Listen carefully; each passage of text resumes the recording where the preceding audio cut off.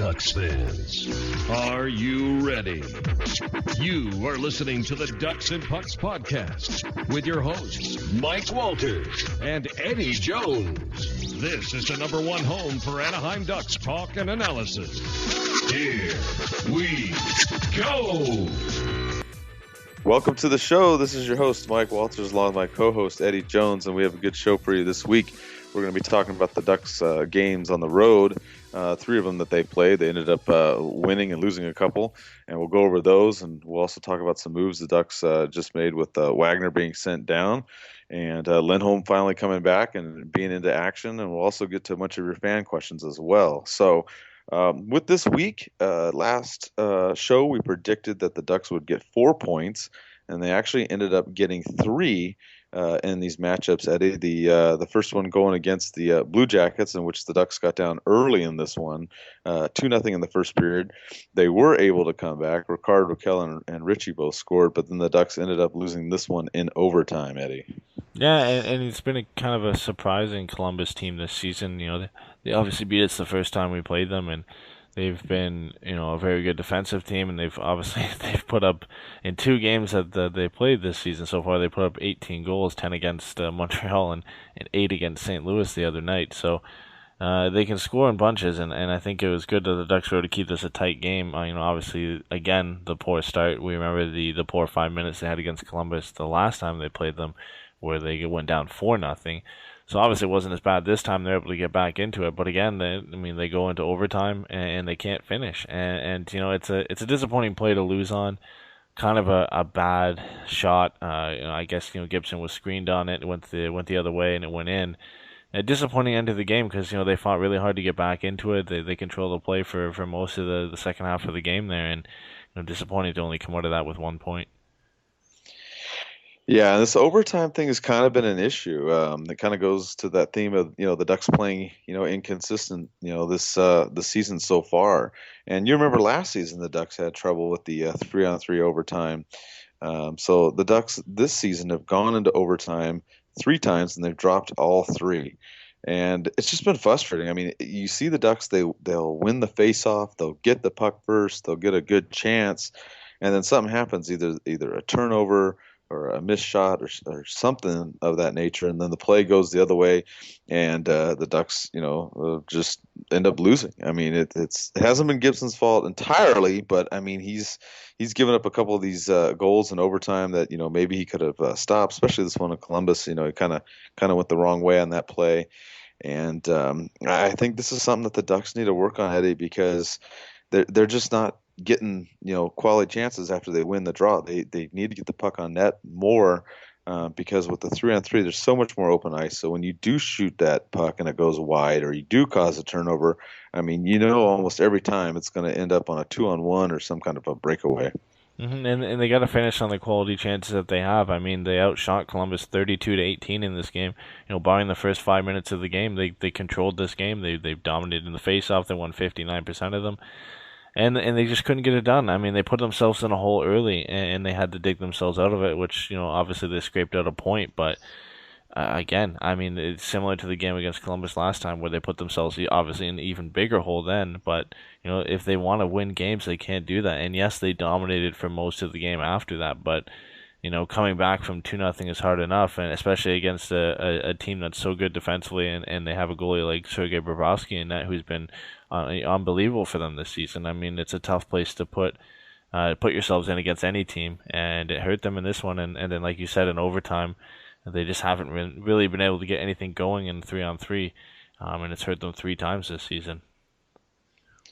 Yeah, I mean, I think the message for the Ducks is win in regulation, right? I mean, that's kind of the goal. I mean, it's either win in regulation or try to outlast the other team in the 3-on-3 overtime to get to the the shootout. I mean, that's just kind of the way it's been. I mean, the positive in this game is the Ducks did come back. We did talk about this on the show last week, and how the Ducks haven't had that comeback kid I guess theme, if you will, as they've had in seasons past. So at least they did, after going down 2-0 in the first 5 minutes and change of this game, they did come back. So that was the good point. They did scratch out 1 point in this game, And of course, they had to go to a back-to-back scenario, and they had to play Carolina the next night, which we saw Bernier come in, which wasn't really a surprise. We kind of figured in the back-to-back scenario that that's what would happen. And in this game, I mean, this was a dominant performance by the Kessler line, Eddie. Kessler and Silverberg dropping in 2 goals each. The Ducks built a 3-0 lead in this game. The Hurricanes did come back. They scored a couple goals. They got within one in the third period, but the Ducks were able to get an empty netter there and win. And this was a pretty good win all the way around. The Ducks took out Carolina 4-2. Yeah, and it was good for them to actually, get out to that lead, I think, because it was a hard-fought game. It was a close game, and you've got two of the best face-off teams in the league here, and they actually drew even at 50% each. So you could see the talent on both sides in the draw. Obviously, they've got Jordan Staal on their side too, who's one of the best face-off guys in the league, and he actually beat Kessler. On the face-off in this game, Kessler was only 45%, but obviously, that line being able to do so well was key to this game. And when you don't have guys like Getzlaf and Perry having a good night, it's important to get a line like this stepping up.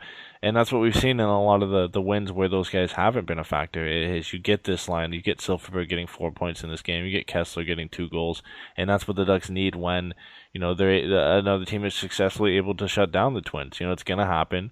There are going to be teams who are good at doing that at times throughout the season, and when you can get efforts like this from the second line, that's what we talked about last year, being able to roll out 3 or 4 lines who can do damage. And then I know we talked about that when they actually split up Getzlaf and Perry last season. But being able to have another line who can go out and do that, that's why they picked up Ryan Kessler. That's why they've kept this line together for the last 2 seasons, because they know they can have games like this. Now, obviously, doing this on a consistent basis would be nice, but when they can come on and have a big game like this, it helps, and it was a hard-fought win.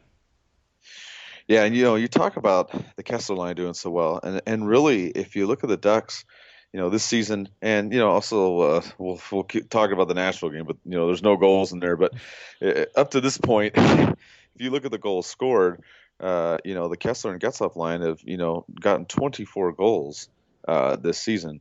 And you look at the rest of the forwards, which obviously, it's not necessarily set lines on the third and fourth line because Raquel wasn't there for a while. But there's only 8 goals coming from the other forwards on the rest of the team. So the problem with this team is, like you said, you have the Kessler line, they come out do well, or the Getzlaf line does well, and they win. But they can't do it every single night. The Ducks just haven't really been getting production from the bottom 6, which, I mean, this team isn't really necessarily a bottom 6, as we've seen them kind of roll with, more of 3 lines and then the 4th line. But if you're going to break it up that way, that's how it's been. Raquel's been the added punch in there. Obviously, he's done outstanding, getting 4 goals already and coming back and playing. But this team, if the top 2 lines are doing well, then, they roll and have a good time, and everything seems to go on great. And also in this game, Getzlaf got an assist, which was, number 532, which put him for the franchise lead, one ahead of Teemu Selanne. So that was a good milestone for him, Eddie. Yeah, and I think it was a matter of time, really, before he got it. I think we all knew that he was eventually going to pass that mark as long as he was still with the Ducks. So, well deserved. He's the statistically, and we all know him as to be the best passer in Ducks history. He's one of the best passers in the NHL, and it's no surprise that he's gotten that mark now. And it's going to be a lot harder before his career is over. So it's going to be hard for anybody else to pass it eventually. I wouldn't, he'll probably finish around 700.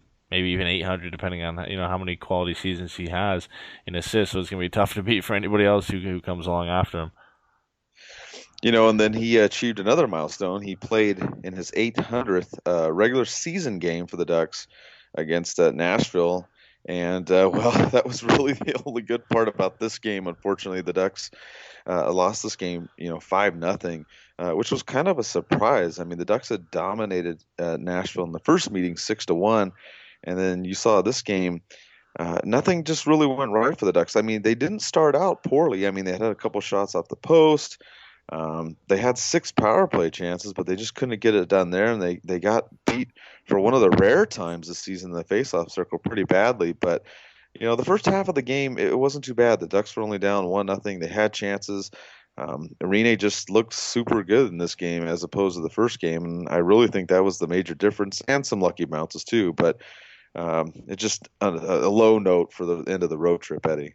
Yeah, and from what we've seen in most of the games this season, like you said, the Ducks have dominated in the faceoff dot, and that's led to a lot of their goals and a lot of their success this season. So I think, for the first time in a while, they haven't won, and they got outright dominated, like you said. They lost.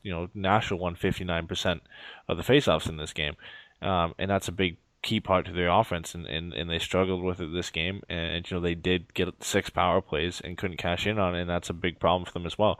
So you can look at all those and you can kind of piece together why they lost this game. Rene was obviously very good, and then just giving Nashville that many chances off the faceoff to come down and get a good scoring chance on you. The Ducks can't really get their offense going. And that was the issue in this game. And then obviously, like you said, a couple of bounces here and there, and then boom, it's 5-0. So I mean, it's a tough game. I think with Ellis scoring with 3 seconds left at the end of the first period, that kind of deflated them for the second. And then near the end of the second again, the Nashville scored 3 goals within 5 minutes, and that kind of blew the game out from there. So it's a tough one. I mean, you're gonna have games like this. We saw this against Pittsburgh as well. These are good teams. Nashville struggled this season, but they are a Stanley Cup favorite for a reason. They can have games like this, and if you're sloppy against them, they're going to make you pay. And I think the Ducks are going to at least hopefully go on from this and learn from it and have a good game against Edmonton coming up. Yeah, I thought this game was a little bit of a surprise. I really thought, that I didn't think the Ducks were going to blow them out again. I mean, obviously, Nashville wanted a little bit of payback after that last game, and Rene was much sharper in this game. Was a large factor to it, and of course, the Ducks had some chances, as we mentioned, hit the post and whatnot. It just seemed like the second period, which we've talked about, has been an issue for them at times. You mentioned Pittsburgh, and obviously this game, the Ducks had some issues and didn't play well. Probably the 2 games where their second periods didn't go for them as planned. But the Ducks are going to have to look to rebound, like you said. We're going to get to the games coming up here on the homestand. They're going to have some big games coming up against Edmonton and LA, so they're going to have to rebound from this game. I think the interesting thing about this road trip was we saw Hampus Lindholm come back. He actually played in all 3 of these games, Eddie. And I'm kind of curious, what did you think? He didn't have any points. He ended up just being an on ice rating of +1. How did you feel? As the Ducks went 1-1-1 in these 3 contests. I think he looked good. Obviously, he's not going to contribute offensively at the same rate that Fowler has and that Vatanen has. That's just not his style of game. I think he looked good getting into the rush. In some place, he looked like his old self, getting up into the play and making things happen. But you can kind of see the rust is still there. He did obviously train with the team in Sweden, but it's a lot different than the NHL level. So he's getting his legs back. I think playing on a back-to-back too isn't easy. I think he'll get going, and hopefully with the games coming up, you've got one at Edmonton. He's got 2 days of rest. You got a rest in between the game against New Jersey, and then 2 days again off before LA. So I think he's got a lot of rest in there, a lot of practice time to get up to game speed and get used to how the team plays. Because you got to remember too, there's a different coach. It's a different team than it was last year. So he's getting used to all these things for the first time. Didn't have training camp, didn't have anything before he got on the ice before the game against Columbus. So it will take him some time, and I think we'll eventually start to see the player we saw last year. And another thing that you and I talked about before we recorded the show is the defensive pairings too. It seems kind of interesting that Lindholm comes back and he's not really paired up with Manson. He's paired up with some of maybe the fan least favorite defensive players. I mean, what did you think? It kind of maybe hurt Hampus a little bit not being back with Josh Manson back there on the blue line. Yeah, I saw somebody tweet out saying that he keeps getting put on a line with boat anchors when he gets put on with Bieksa and gets put out there with Stoner. I mean, it's tough. It's obviously, like we said, he hasn't had a lot of time to adjust to the team, to the style of play that they have this year and everything like that. So it's tough for when a guy like that, and you put him out with a guy like Kevin Bieksa and with a guy like Clayton Stoner, who obviously aren't bad players, are NHL defensemen, but you've kind of got to be a little bit careful more careful than you would have if you're playing with some of the other defensemen in the Ducks lineup. He's got to be a little bit more defensively responsible. He can't always get up into the rush, and it's definitely an issue. You should be able to play with no matter who, like any guy you're lined up with. I mean, we see Erik Karlsson play well with Mark Mathot in Ottawa, and that's kind of the same situation. So arguably he should be able to play with whoever he gets put with, but it is tough. It is tough. I mean, especially with the criticism towards Bieksa and Stoner this season. We would love to see him get put with Josh Manchin again, but I think the time will come. He'll get his legs under him again, and maybe we'll see him put with either Manchin or Vaughton in the upcoming games.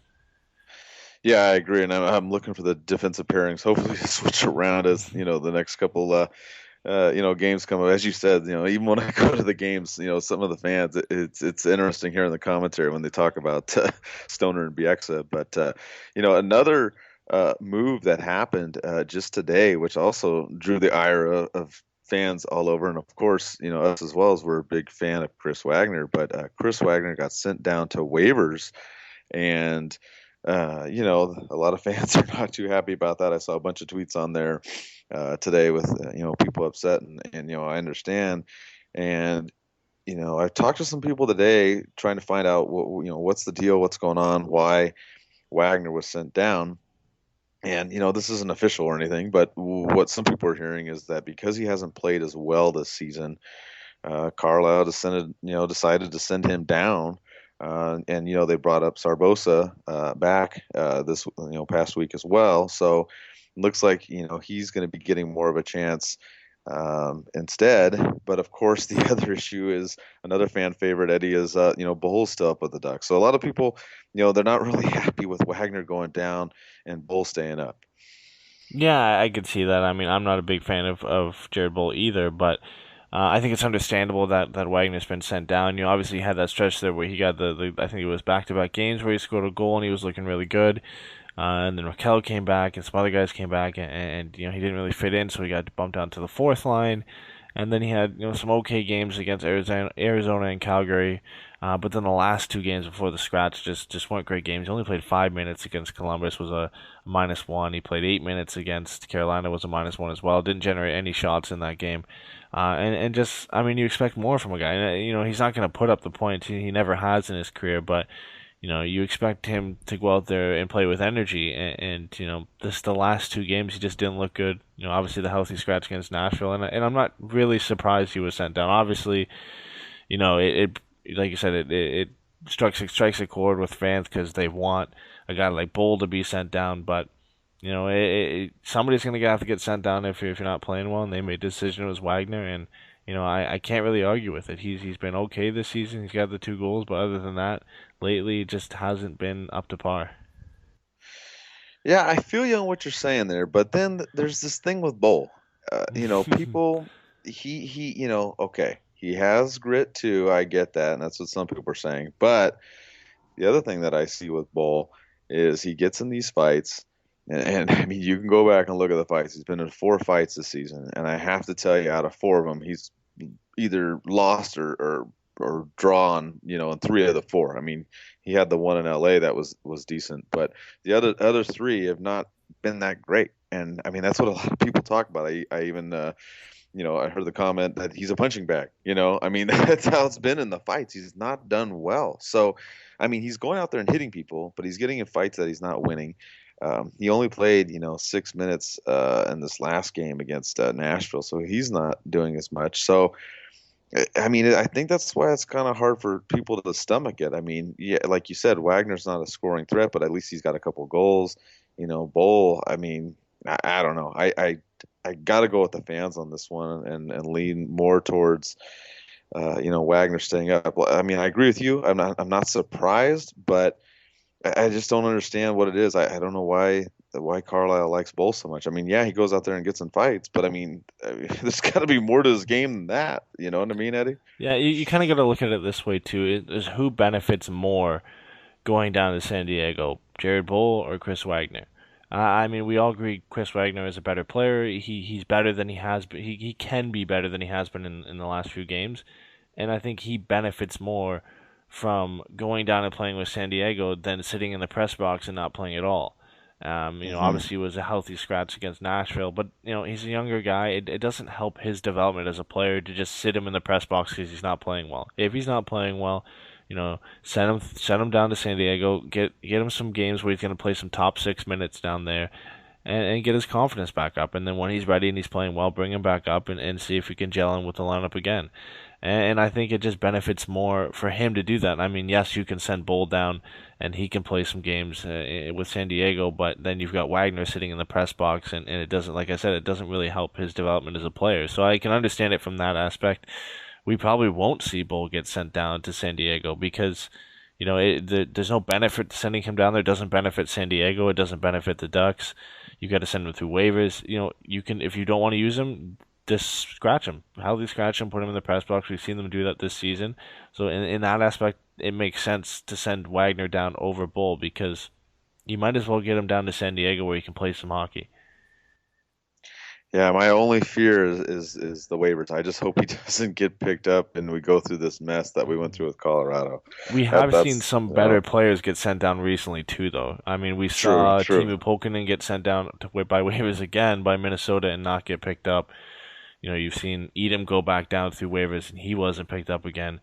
I think the only time he's ever been picked up on waivers in his career was when he got picked up after playing pretty well for the Ducks by Colorado. Didn't work out there, got sent back down, and then we picked him up again. So I'm not too worried. You're sending him down where he has 2 goals this year and has looked all right. I don't think so. Obviously, there is a worry still. Anybody can claim him right now, but I don't see it happening. Like I said, the only 2 times it happened was after he's playing well with the Ducks, and Colorado kind of needed that type of player, and then it didn't work out there, and the Ducks grabbed him back. You don't really see it keep happening after that. Yeah, I agree with you. That's my fear that I see through a lot of the fans too as well. So obviously, after we're recording this the day that he was sent down, so hopefully we'll have some update in that he passed through. So with that, we have a bunch of fan questions to get to this week. I guess the first one's kind of a good one. I mean, we've kind of talked about this, but it changes every week with the way that the Ducks do. We have Felix. He asks about what's your overall impression of the team and the players and the coaches so far, and if there's any surprises or disappointments. And you and I talked about this, Eddie. We're pretty much on the same page. We're really not surprised or disappointed. I mean, I think this team is 1 game over 500. We didn't think the Ducks would do as poorly as they did to begin last season. So they've done better in that regard. But we're not really surprised that they're not dominating either. Yeah, we looked at the roster at the beginning of the season. We're like, well, what do we think? We think this team will make the playoffs, but they're not going to be as good as they were last year. And you also have to look at the fact that they did start the season poorly. I mean, they started the season with 2 losses, and they lost in overtime to the Islanders, and they lost to New Jersey before they finally got their first win against the Flyers. So they started 0-3-1. So then you take that into account. You look at the record now; it's 7-6-3. So since that start, they've been 7-3-2. That's a pretty good record since that terrible start. So it's not bad. Obviously it looks worse because the record is only 7-6-2, and they've had some awful losses against Columbus and Pittsburgh and now Nashville. But other than that, they've played some pretty good hockey for the team that they do have assembled. Like we mentioned before too. I mean, if Getzlaf and Perry they don't have a good night, if Kessler and Silfverberg can't step up, there's not much there. Obviously there's Vermette and Raquel too, but that's a lot of pressure to put on those guys. So it's not as good a team as it was last year. They're not gonna put out 45, 50 wins unless they can string together some amazing hockey from now to the end of the season. But they look just good enough to make the playoffs, and they're going to have bad games. Every team has bad games. Like, good teams have bad games. Montreal's lost 1 game in regulation, or I think it's 2 now, but the 1 game they had lost at regulation earlier, they lost 10-0 to Columbus, and everybody still thinks they're a good team. I mean, teams are going to have bad games. Every team has bad games. Obviously some more than others, but I think the Ducks are okay. I think they're where we expected them. They're still 3rd in the Pacific Division. They're not sitting in a wild card spot. They're sitting in 3rd, so they're above the Kings. They're above the Flames. They're above the Coyotes. So they're above the Canucks. So I think they're in a good spot right now. They've got two important games coming up, obviously against the Pacific Division leaders in Edmonton, and then the team sitting right behind them in the Kings. So those are big games in the standings early on in the season. So I think after that, we can kind of judge how they are, but it's tough. I mean, this is kind of where we expect them to be anyway. Yeah, I agree. I mean, I think the team is going, they're still on the upswing. Like you said, they've done better since that 0-3-1 start, winning 7, games after that, only losing, a couple more in regulation than a couple in the overtime. The overtime is more of a concern for me, which we talked about earlier. I'd rather them avoid that. But yeah, the way this team's going so far, I'm not really surprised. I kind of figured that this is the way it was going to be. I think the only issue is, getting everybody back, which now that they do, they have Raquel and Lindholm, so they got to gel together a little bit and get the chemistry going a little bit better there, which with Raquel, I don't even see that being an issue. He's already, taken off and done well, but getting Lindholm in there, getting the blue line a little bit more squared away, I think, will improve, and we'll see it this week. Obviously, got some good tests coming up. But another question, and this is going to obviously keep popping up and probably until the trade deadline. We have Danny that asks about trade rumors. He brings up Mantra from Detroit, which has kind of been an old rumor, but he brings it up, and then he asks about Fowler or Botman, being traded. And you and I kind of talked about this at length last time. But I just don't really see the Ducks doing anything at this point in time. I think there's too many variables out there. I think the issues with Dupre still, we haven't gotten that figured out.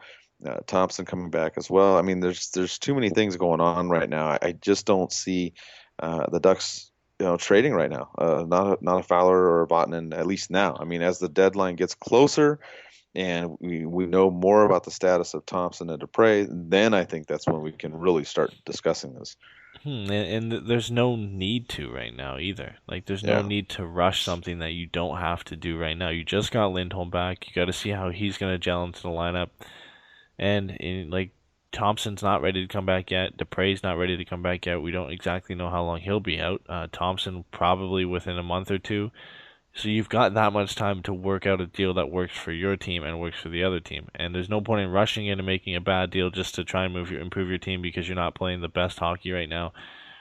The Ducks should take as much time as they need to make a good trade that's going to help them this year and going to help them beyond that. And if that's till the trade deadline, then I'm fine with that. I'm happy with, to the most part, I'm happy with the hockey they've played this season. They've had 3 really bad games, like we mentioned. Like, I've kind of thrown shade over the way they've played this season, but other than that, I'm kind of happy with how guys have produced. Obviously with Fowler and how well he's done. Raquel, since he's come back, Getzlaf and Perry have been really good. So I don't think there's a need to make a big trade right now and stir up the lineup. Like we said like the question said with Anthony Mantha, there was rumors about him earlier in the season. I don't see that happening right now. And then with Fowler, Vatanen, it just doesn't make sense to rush into that and trade guys like that right now. You're not going to get what you want in return. You might as well wait until you can find the best deal. Yeah, I agree with you 100%. I think the Ducks should just hold off right now. Like we said, they've just got everybody back, getting everything gelling in. And like we said, after the first 4 games, they've actually played better. Yeah, some of their losses have been, kind of black eyes and are unfortunate. But overall, the Ducks have been playing much better. And it kind of leads to, we got a whole bunch of other questions about, the inconsistency of the Ducks and their ability to come back and whatnot. We have Devin kind of asked an interesting question. He talks about Bruce Boudreau and, talking about the attitude in the Ducks and how they have to respond when they get scored on first. And he also talks about, if any of this is related to Carlisle and how the team responds as well. And, I think it's an interesting question, but I don't really think it matters. I don't think when a team gets scored on first, I don't think that the coaching is a big deal. Coaching is always a deal, anytime that you're playing the game naturally. But in this specific instance, I really think it's just a team, mentality and how they respond. And like you and I have talked about, if you go down by a goal in the beginning, chances are obviously better for whoever scores first. But the way you respond is based upon the team and how they play together. And also depends on how they go down 1-0. I mean, if you're playing really well and the other team gets a break, then you're probably going to look at it and shrug it off and keep going.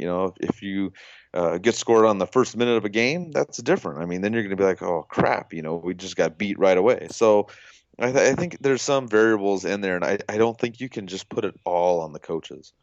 Yeah, and the stats across the league, when you get scored on first, your chances to win are significantly lower. It's always been like that.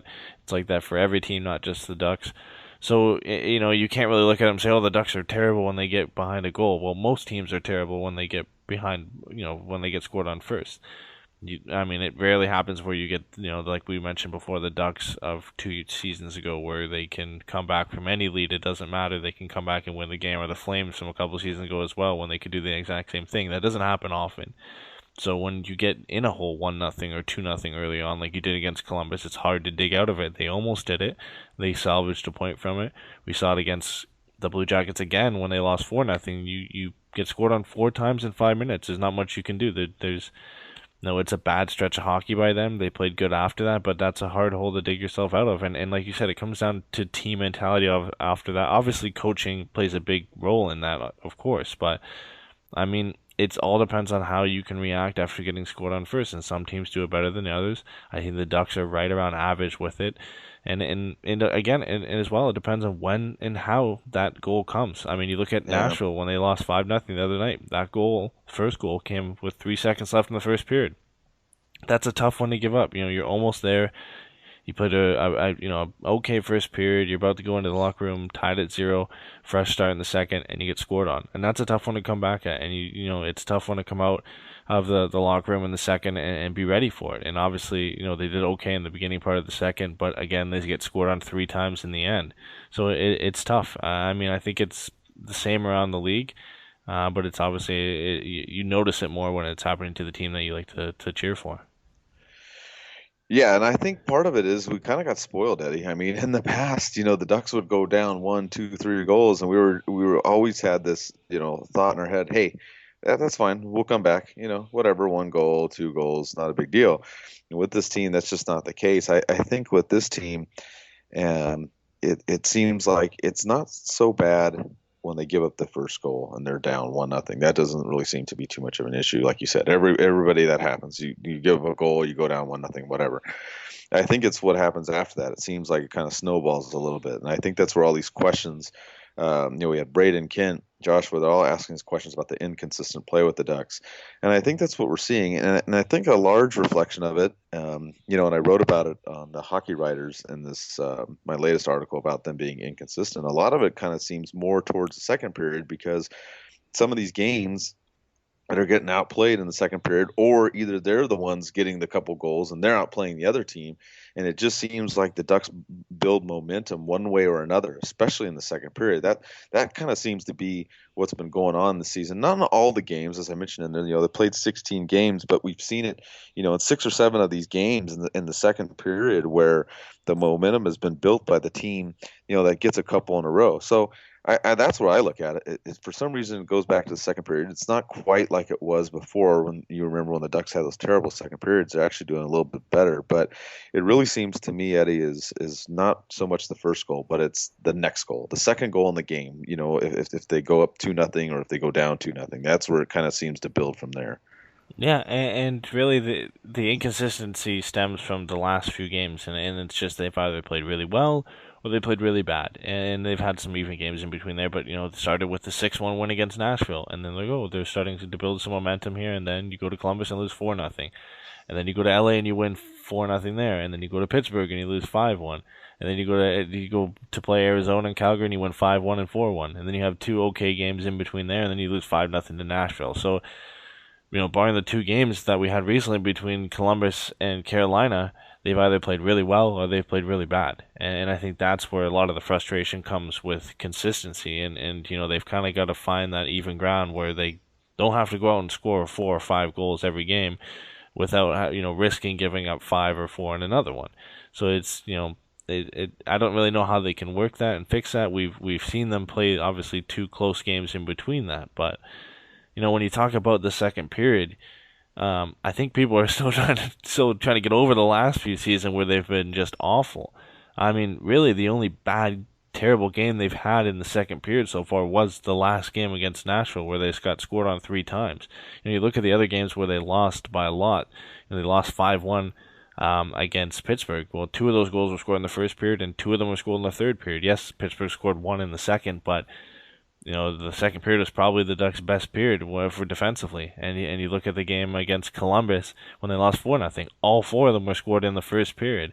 So more so, they're having issues in the first period than the second period this year. So I mean, I think people are still drawing on that pain from the last few seasons where the Ducks go into the second period and they just give up 3 goals every time, and they they end up losing the game. I think more so their issue is just like we mentioned before, with getting scored on first, not just 1 or 2 times, and then trying to dig out of a 2-0 hold, which is even harder than the 1-0 hole. So, I mean, I don't know really how they can fix it. They've got to come out of the gate a little bit stronger, but I don't really see second periods being an issue for them this season so far. Yeah, they've definitely gotten better. I mean, obviously this Nashville one was probably the worst one that happened recently. And then the other ones they've actually done, better. Like we said, against, Nashville the first time they did, fine. And then obviously Arizona and Calgary, they were able to take control in those games. So it's probably the first, like you said, 20 minutes. And then sometimes it can be in the second period too. It just depends. I mean, it's just been inconsistent. I mean, there's no real rhyme or reason for this team. I think the only thing is you do have newer players and you do have younger players in the lineup. I mean, you obviously didn't have Raquel for a while in there too. So some of that shifting, some of that changing has gone on. You've had Cramros up in there now for a while. Sarbosa's come back up. He's going to be in there too. So it seems like to me that, the Getzlaf and Kessler lines have been the 2 that have been pretty consistent. And it's just really the bottom 6. And when you have these guys that are gone, Stewart, McGinn, and Perron, guys that, the Ducks were able to put, on the third line, so to speak, which, last season, like we talked about, and this season a little bit, they try to, interchange all 3. I think that's part of the issue. I mean, I think this team, they added Vermette, and they're doing great on the faceoffs, but as far as the secondary scoring, I just think that's really the issue. I mean, we've seen Caggiano do better. Obviously Raquel's the added bump that came in, but after that, the drop-off's just a little bit bigger. Yeah, and they're really just missing just one more creative forward, one guy who can move the puck better and put the puck in the back of the net. They're just kind of missing that one extra piece. Obviously, the Cogliano, Kessler, and Silverberg line has been good, especially Kessler and Silverberg. Cogliano has been pretty good as well. He has the 5 goals this season. So that line's been good. And then obviously Getzlaf and Perry, both leading the team with 13 points each, have been great. Richie's looked pretty good on that first line. Obviously physically he's been great. He does, he only has 4 points in the 14 games. He's got 3 goals, which is still better than he did last year. So he's looked pretty good on that line. And then since Raquel's came in and played with Vermette, they've kind of worked, but they've kind of just thrown Cramarosa on that line. I do like his energy on that line, but he's not going to provide points for you. And if Getzlaf and Perry get shut down, and if Kessler can't get it going, well, you've got only really one guy in that line who's kind of creative, and you've got Vermette, who's mostly defensive. He has put up 7 points, but it's tough after that. And then the fourth line, you're not really going to get much from Garbett or Bull, or Scarbosa or Wagner, so it's tough. And like you said, you don't have Perron and you don't have McGinn, you don't have those guys who are all through. You don't have 3 lines that you can roll over and they can all score goals. So I think they're really missing that one extra piece. And if they get that at the deadline, or if they don't get it at all, maybe. If one guy I was hoping to see this year on a line with the Ducks was Cordelis, but obviously he's had his own issues with concussions. So if they could get him back and maybe try him, or bring somebody up from the goals and see if that works in the meantime, I think that's really all they're missing right now. Yeah, I agree with you. I think for the Ducks, in order to be more consistent, is just adding that other forward, wherever it's going to be, whether it's going to be someone that, on the team now comes up and steps forward, if it's going to be someone from the goals, or maybe it's later on. Like we said, maybe, a trade deal, will be in the works later on. I mean, obviously the Ducks, I don't think they need to rush it, but I mean, if the Ducks want to get, into the playoffs and go farther, yeah, they're going to need one more forward. It doesn't have to be a guy that's going to be dominant, score, tons of goals, but you want to add a guy that, maybe he's going to add, maybe 10 or 15 goals. for the Ducks and help out on the offense. And I just think that's what they're missing. I mean, obviously they're stacked at the blue line. That's not been an issue for them, but that's what they're going to have to do. And whether it's going to happen, sooner or later, we don't know. Hopefully sooner. But the Ducks are going to, return home. They're going to have some big games this week. They're going to be playing Edmonton coming up, which is, they're in first place, Eddie. I mean, obviously they had a hot start and they've cooled off a little bit, but this is going to be a big game. I mean, we talked about the overtime losses, and the Ducks would have won those games. The Ducks would be in first. So, I mean, they're right here behind Edmonton. I expect this one to be an entertaining game, and I think it's going to be a hard-fought battle. Yeah, it's going to be a tough game for them. I mean, the Oilers have really stepped up to the plate this year and shown everybody they're finally going to be the team that everybody expects them to be. I mean, they've lost 3 in a row recently. They lost a tough one to the Rangers the other night. But they're still a good team, and they've been very good on the road too. And I mean, any team is a dangerous team when you have Connor McDavid on it as well. So, they've shown flashes of a team that can be really dominant, and then they've shown struggles where we expect them to show struggles defensively throughout this season. So, it's going to be a big game for the Ducks. Obviously, any Pacific Division matchup is big. It's a 4-point game. But I think it all really comes down to if they can shut down Connor McDavid's line. I mean, he's got 19 points in 16 games. He's leading the way, 7 more points than the next highest guy on the team. And that's a big driving for their offense. If the Oilers win games, it's usually because Connor McDavid's on the score sheet. So if the Ducks can shut him down, obviously it really helps out their chances to win the game. And the Oilers are also getting goaltending as well from Cam Talbot. So it's a lot different team than we saw last year. You've got Lucic on there. Obviously, you got Pat Maroon and a former Ducks with a little bit more physical. So it's a tougher game than you would normally expect against the Oilers.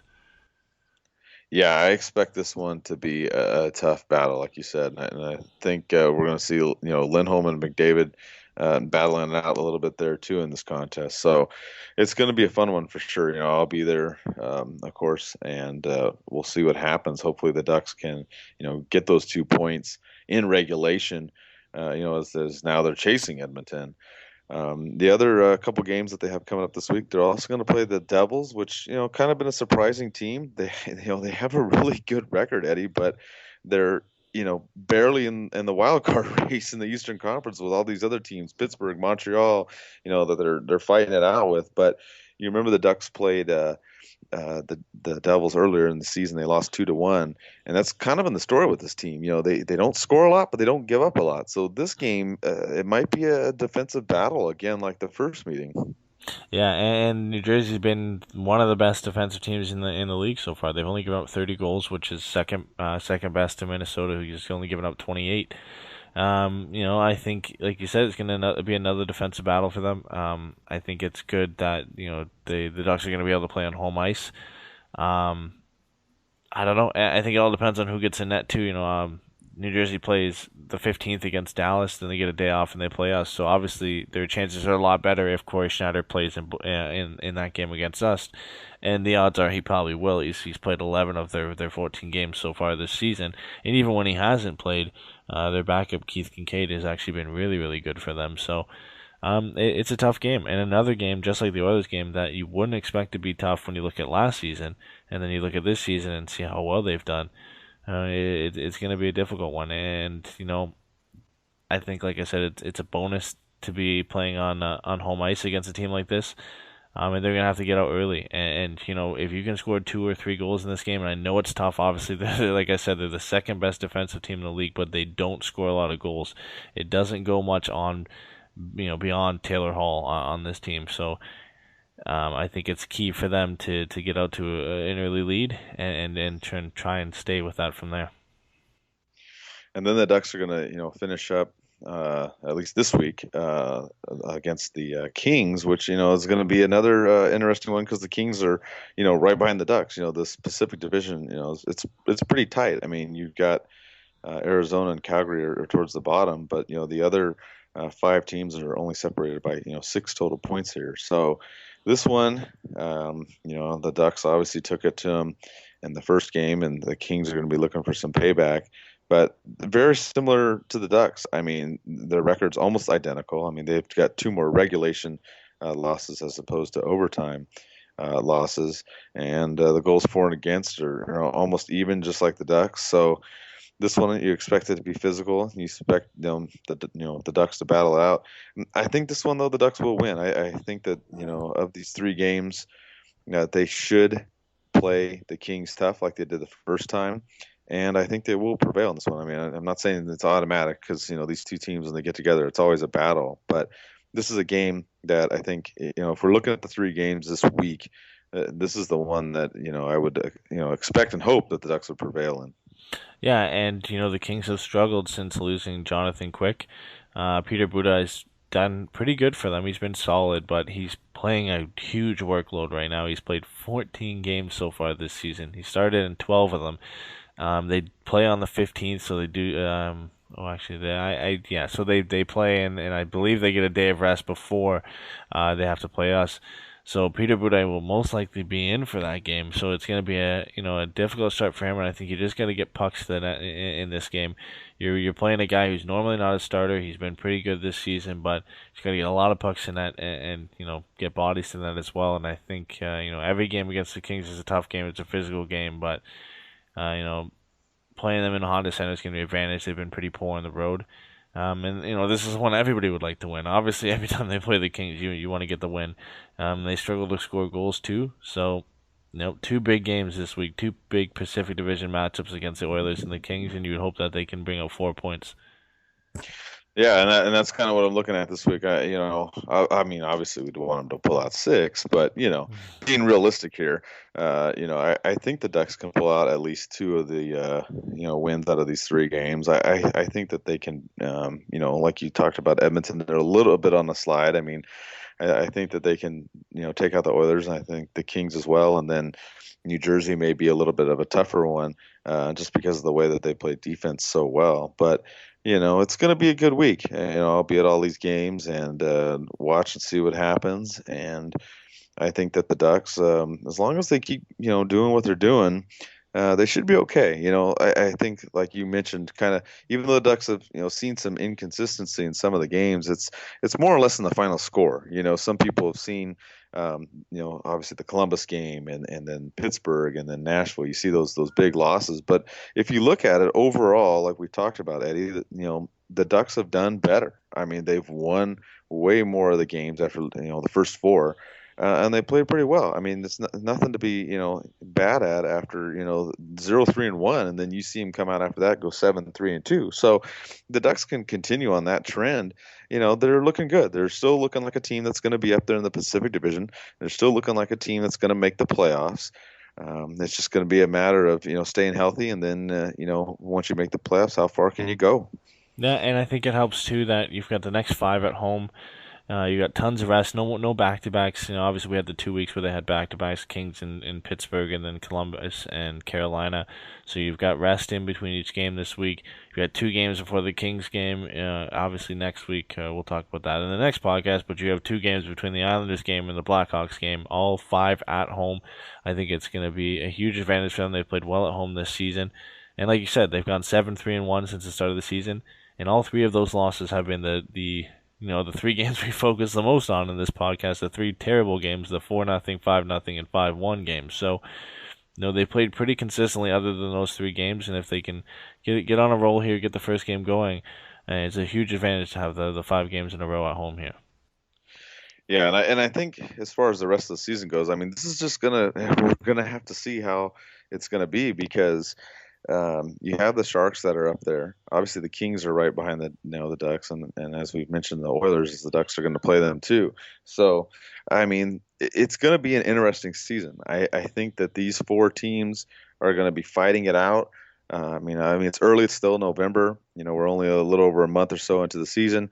But if you look at this Pacific Division, Eddie, I mean, I'm pretty sure these teams are going to flip-flop spots, and it's probably going to come down to another photo finish to the end like it did last season. Yeah, and really it looks like Arizona's not going to be a factor this year. It looks like the Canucks, after starting out so well, big surprise, they caught up to them, and they've been doing pretty bad lately. So it's going to come down to the Oilers and the Sharks and the Kings and the Ducks, and that's what we kind of expected. Obviously, the Oilers are a bit of a surprise. And Calgary being so bad is also a little bit of a surprise. I thought they'd be a little bit better, but you would expect it to come down to those 4 teams. If all 4 of them make it, you never know. It really comes down to how the Central Division, because the Central Division has had 5 teams in for the last couple seasons. So it's going to be important to win those games, to win those big Pacific Division matchups, get those 4-point games under your belt, and the Ducks have 3 of them in their next 6 games coming up. So those are going to be 3 big games, and they're against the 3 teams we just mentioned, the Oilers and the Kings and the Sharks. So those are the big games that they might not look like they mean a lot early in the season, but when you come to the end of the season, they mean a lot. Yeah, exactly. Like you said, those Pacific Division games, those 4-point games, basically are huge, and hopefully the Ducks will prevail in this homestand against those teams. So, with that, we'll be back next week. We'll talk about the games. If there's any more, movement with the team, any transactions, obviously we'll talk about it and analyze it, give you our thoughts and opinions. Again, thanks for all the fan questions. They help make the show, and we'll see you in a week. Let's go Duck.